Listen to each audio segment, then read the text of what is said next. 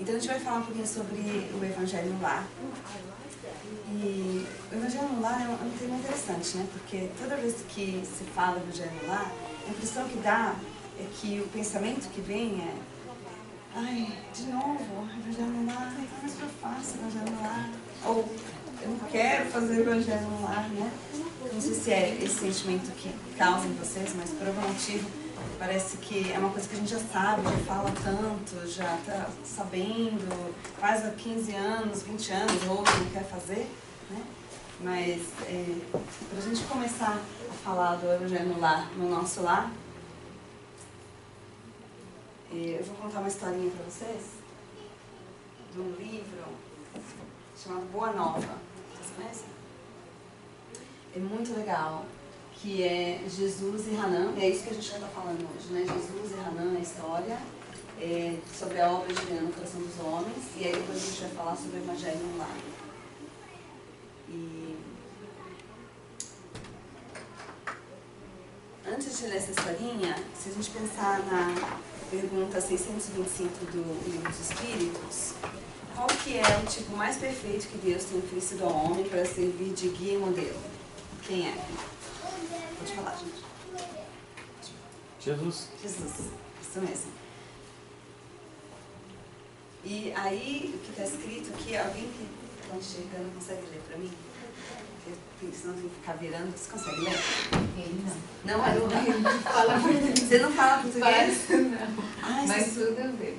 Nossa, se você tinha feito inglês, Não, então, né? não. Para o homem, Jesus constitui o tipo de perfeição moral a que a humanidade pode aspirar na Terra. Deus nos oferece como o mais perfeito modelo, e a doutrina que ensinou é a expressão mais pura da lei do Senhor, porque sendo ele o mais puro de quantos têm aparecido na Terra, o Espírito Divino o animava.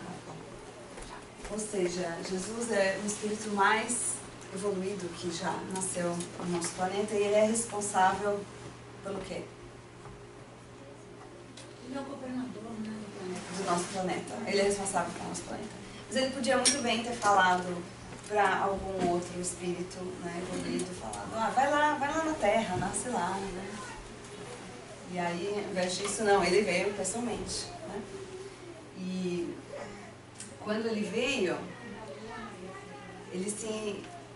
Imagina, anos de 30, isso é uma mensagem que está no capítulo 3 desse livro, né, Boa Nova. A minha edição é um pouquinho mais velha, aquela edição é mais nova. Então, nos primeiros anos de 30, né, dias dos anos de 30, ele estava em Jerusalém, era uma tarde, um sol gostoso, estava indo embora. E aí, Jesus tinha uma personalidade muito atrativa, né, um magnetismo muito grande. E aí, ele está ali parado, né, ele vem de Jericó, vai para Jerusalém, e tem um grupo de sacerdotes conversando. Aí, uma conversa assim, jogando uma conversa fora, né? E Jesus passa e eles se sentem profundamente atraídos por Jesus. Um deles, especialmente, o nome dele é Hanan. E o Hanan, se sentindo atraído, né, por Jesus, começa a conversar com ele. E ele pergunta assim: mas, Galileu, o que você está fazendo aqui? O que fazes aqui na cidade? E ele fala: eu passo por Jerusalém buscando a fundação do reino de Deus. Não é qualquer dia que eu escuto uma pessoa falando isso, né? Então, o que você veio fazer aqui em Hayward hoje? Estou passando por aqui buscando a fundação do reino de Deus, né? E aí, ele continua, ele fala: mas reino de Deus? O que é isso? E ele fala: esse reino é a obra divina no coração dos homens. Ele falou com muita calma. Esse reino é obra divina onde? Onde? No coração dos homens. Que homens? Nós. Somos nós na foto, né?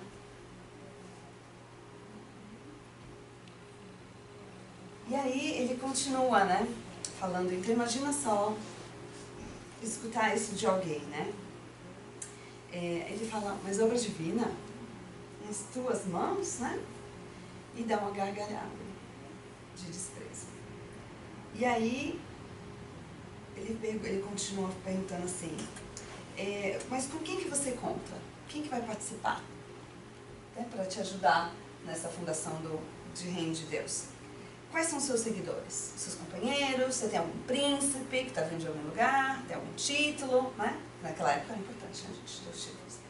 Aí Jesus fala, meus companheiros vão chegar de todos os lugares. Com muita humildade. Aí Hanan, não muito feliz com a resposta, né? Fala assim, ignorante e tolo, o mundo está cheio. Nós só em Jesus, na sua calma, na sua tranquilidade, escutando, né? Ele fala. Certamente, ele fala assim, continua, né? Os ignorantes e os tolos estão em toda parte na terra. Certamente que esse representará o material da tua edificação. Entretanto, propões realizar uma obra divina, já viste alguma estátua perfeita, modelada em fragmentos de lama? Olha só que frase, né? Então, como é que você vai preparar esse reino? Como assim? Você já viu alguma estátua feita, né, com lama? E o Jesus, com muita calma, diz, sacerdote, nenhum mármore existe mais puro e mais formoso do que o do sentimento, e nenhum cinzel é superior ao da boa vontade. O que é cinzel? Não sabe? Instrumento. Isso, para esculpir o mármore. Então, nenhum mármore existe mais puro e mais formoso do que o do sentimento, e nenhum cinzel é superior do que o da boa vontade, que é o que está ali. Então, educação, né, o que a gente precisa desse cinzel para modificar o que? Nosso mármore interior, né, do nosso coração. E tendo a boa vontade. Então, precisa do cinzel para modificar o sentimento e da boa vontade. E aí, ele continua, pergunta assim para Jesus, mas por acaso você conhece Atenas, Roma? Como se fosse hoje, você conhece Nova York? Já foi para Nova York? Ou não sei, alguma outra cidade popular, né? Já foi para São Francisco, Nova York? Mas já foi para Atenas? Já foi para Roma? E ele, eu conheço o amor e a verdade. Só a resposta, eu fico imaginando aquele diálogo, né, com Hanan, porque Jesus está falando de uma forma tão elevada e Hanan está falando de uma forma tão material, né? E ele conhece o amor e a verdade. Ele mas você conhece os códigos da corte, né, as leis do templo? Aí ele fala, eu sei qual é a vontade do meu Pai que está nos céus. Parece que assim, eles estão falando duas línguas diferentes, não parece? Tão profunda, uma tão profunda e a outra tão, né, material mesmo. E aí o sacerdote ficou irritado, né, com as palavras de Jesus e acabou se retirando. I'm so sorry, I'm just speaking Portuguese. No, I knew it. Okay. I understand a little bit. All right. I'll speak slow. It's okay. E o sacerdote saiu e deixou Jesus ali. E aí, se a gente for pensar nessa figura dessa outra pessoa, Frederico Figner, ele era empreendedor, né? Ele foi o fundador da Odeon no Brasil. Então ele era dos países, né, da Tchecoslováquia. Aí ele saiu jovem, foi para os Estados Unidos, estavam vendendo um aparelho que o Thomas Edison tinha inventado, que era para gravar a voz. Aí ele comprou esse aparelho, comprou os rolos lá de gravação e levou para o Brasil. E aí fez muito sucesso. E aí mais tarde ele que trouxe o vinil. Assim, se alguém lembra do disco de vinil? Faz tempo, gente. Mas ele que trouxe os discos de vinil no Brasil. Assim, muito empreendedor, muitas ideias legais. Ele era uma pessoa muito generosa. E ele percebeu, né, lidando com os artistas, que depois de um tempo, quando os artistas ficavam mais idosos, eles não tinham condições econômicas de sobreviver. Então ele fundou a Casa do Artista. E ele tinha o pseudônimo de Irmão Jacó. E ele foi diretor da FEB no Brasil também. E aí, esse eu não tenho. Ok. Eu baixei só o PDF. Ele escreveu esse livro, Voltei, que é muito legal, muito interessante. Por quê? Então, ele sendo tão empreendedor, né? Ele sendo construiu tanta coisa, ele trabalhava na federação, ele era dirigente. Então, uma pessoa boa. Quando ele chegou no plano espiritual, o que aconteceu? Ele percebeu que a luz dele, como espírito, era o quê? O que está falando ali? Opaca. O que significa opaca? Sem brilho. Sem brilho. Então ele via lá os outros espíritos, né, que trabalhavam junto com ele, todo mundo com uma luzinha mais forte, e ele olhava assim, e aí ele falou, nossa, eu tinha inveja. Como é que pode ele ter essa luz e eu não ter? Aí me faz pensar, né? Poxa, será que quando a gente desencarna, então, a gente passar pela ponte, uma ponte que tem lá, e chega lá já evoluído? Não, né? Então ele passou, né, de encarnado para desencarnado, mas como nós. Não estou assim, dizendo que ele é melhor ou nós somos melhores, mas nós desencarnamos levando os nossos sentimentos. Lembra aquele que a gente precisa do cinzel para, né, esculpir o nosso sentimento, né? O que eu lembro desse livro é que, devido aos sentimentos dele, no momento da desligação, demorou bastante para concluir desligar ele do corpo físico, devido aos sentimentos tão apegados à matéria que ele tinha. Depois ele fala, né, que ele ainda tem bastante orgulho e tudo mais, né? Mas é interessante que mostra também ele logo após desencarnado, porque ele achava que era assim, desencarnou, já vou já ser médium, já vou dar comunicação, né? Mas não foi tão simples assim, né? E aí, quando ele percebe, né, que essa luzinha tá opaca, ele chega pro Bezerra de Menezes, mas, poxa vida, eu era dirigente, eu construí tanta coisa, construí a Casa do Artista, e aí uma outra coisa que ele fez, na época, precisava de uma gráfica para editar os livros da FEB, olha lá, FEB, e não tinha. E ele construiu a gráfica, construiu a editora, né? E aí, ele chega para o Bezerra, quando ele desencarna, e fala, eu construí tudo isso, construí a Casa do Artista, a gráfica, né?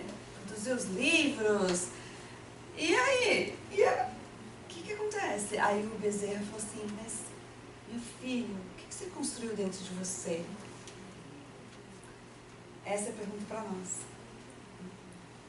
E eu brinco toda vez que a gente está preparando uma palestra, o ouvido mais próximo, né, de mim é o meu, né?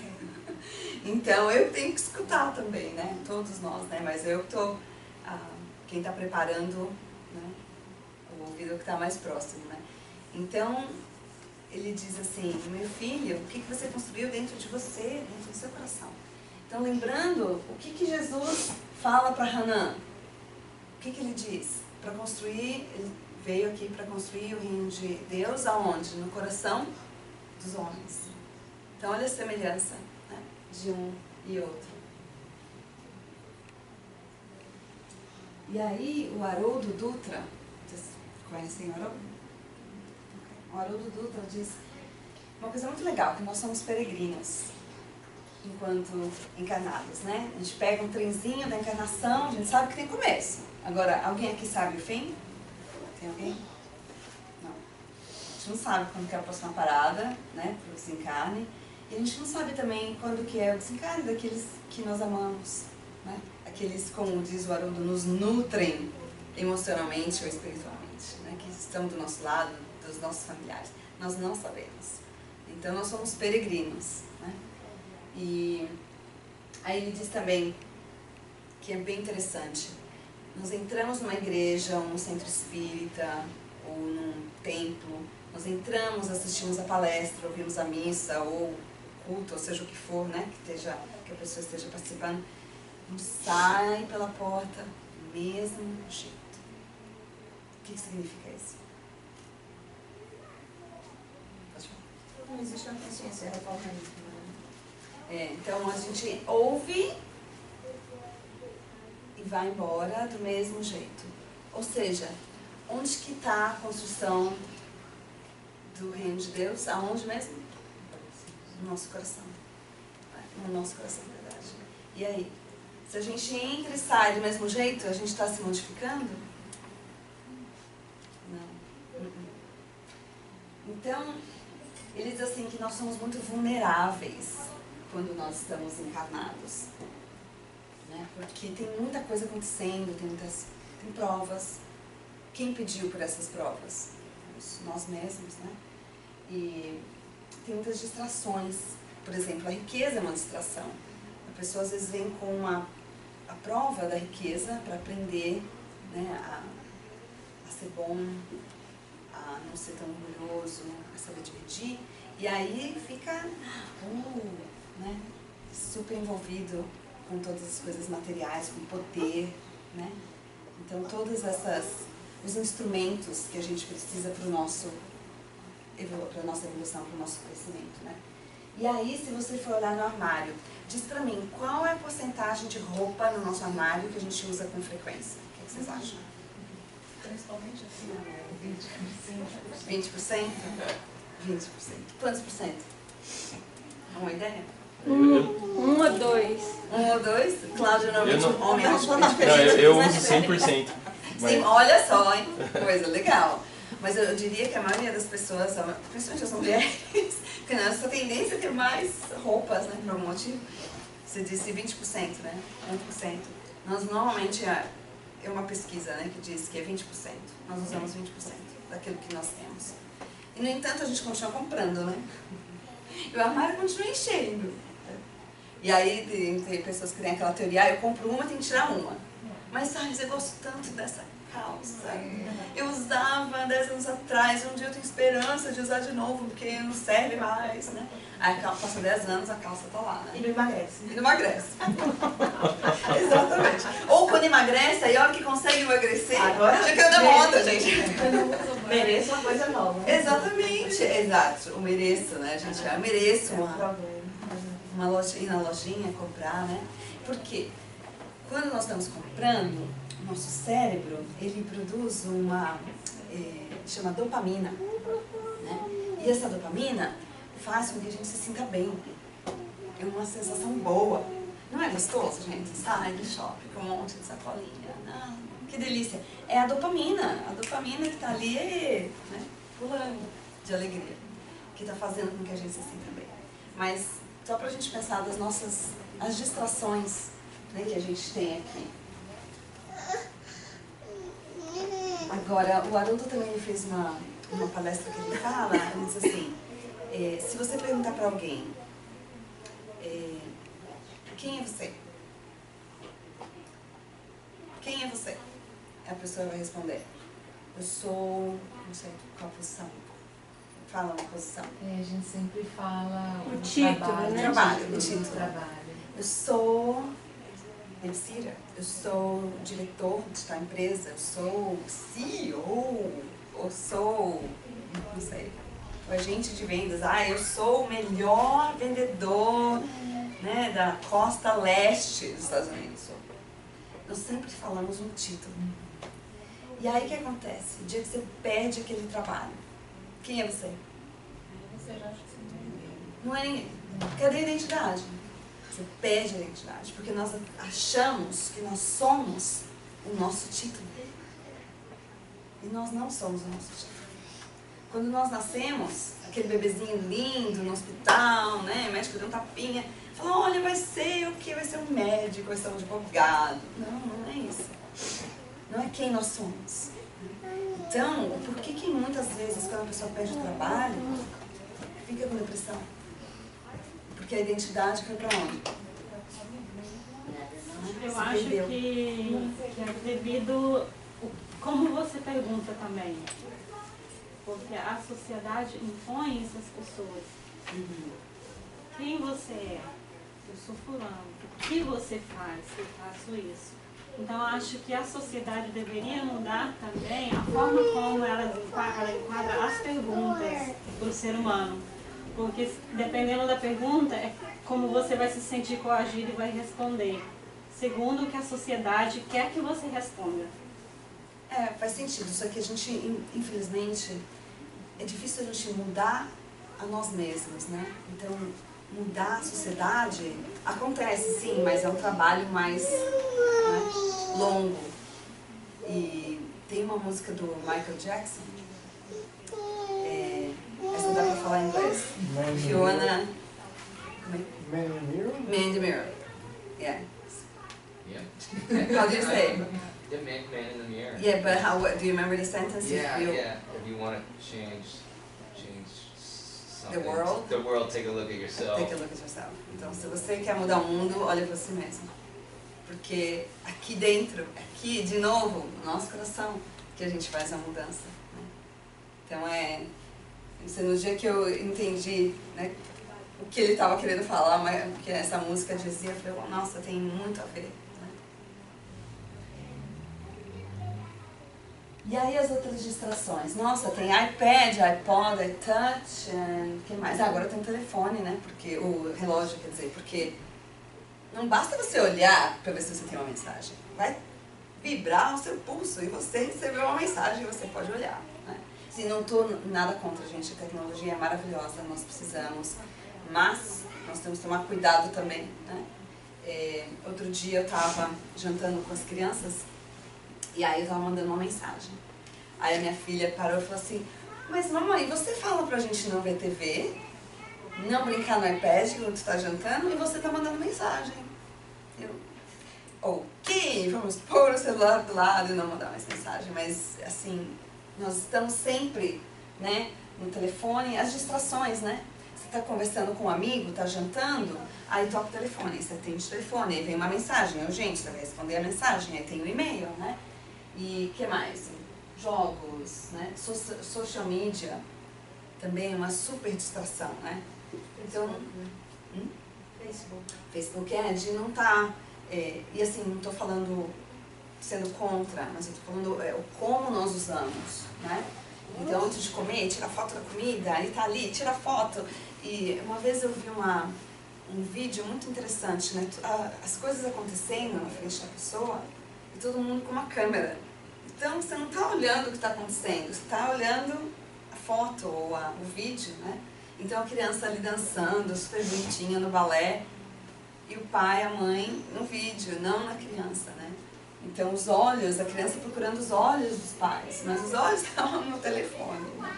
Então, essas são as muitas distrações, né? Outra coisa é que todas essas mídias aí, Facebook, WhatsApp, de repente começa a gerar uma amizade superficial, né? Quantos Facebook Friends você tem, quantos Happy Birthday você dá, né? Por dia ali para quem está fazendo aniversário, mas fica limitado naquilo. É verdade. Como, look great, né? E vai dando aquelas mensagens, fica muito superficial, não tem aquele aprofundamento de tomar um café, de ir na casa da pessoa, e a pessoa tem a falsa impressão de que está cercada de amigos, né? É Nos verdade. grupos do Facebook e no WhatsApp. Então é tricky mesmo. É verdade. Quantas vezes você vai no restaurante e você vê pessoas estão tendo uma refeição, mas um está no telefone e o outro também está no telefone, e de repente está todo mundo no telefone.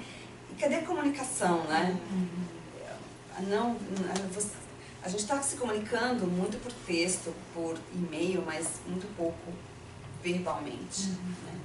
Por quê? Porque é mais fácil mandar o texto, porque é mais fácil colocar lá no Facebook, nossa, olha como eu estou feliz, quando, na verdade, eu estou super preocupada mesmo, então coloco a foto, né? E existe uma preocupação muito grande com o que os outros pensam a nosso respeito, né? Então, eu estou colocando ali aquilo que eu quero que as outras pessoas percebam de mim, né? Falando sobre essa parte da distração e quanto isso toma assim, a visão ao nosso redor, 2 semanas atrás eu sempre vou para São Francisco de Baixo, e aí na hora que eu estava voltando para casa, você quer ver todo mundo com o telefone dentro do baixo, ninguém vê ninguém, você não vê o que está acontecendo do seu lado, porque está todo mundo com o telefone. Aí eu fiquei ali parada vendo, e veio um senhor, entrou no baixo, pedindo ajuda para a filha dele. E aí ele cantava. Esqueci agora a música. E com um saquinho, então ele passava cantando. E as pessoas só percebiam o que ele estava fazendo, aí passava gritando, cantando assim, perto dele com o violão, né? Que eles assustavam, o que está acontecendo? Depois ele voltou com um saquinho, acho que teve umas 2 ou 3 pessoas naquele vagão que realmente escutou o porquê que ele estava cantando e da ajuda que ele estava querendo, que contribuiu, porque o resto voltou a atenção para o telefone e continuou. E eu fiquei ali prestando atenção e ele foi para o outro vagão fazer a mesma coisa. Entendeu? Interessante, a gente nem percebe aquele que está do nosso lado, né? Na verdade, quando se está nesses social media, você está com aquela falsa impressão que você não está sozinho, você está realmente Tá sozinho ali, sozinho, né?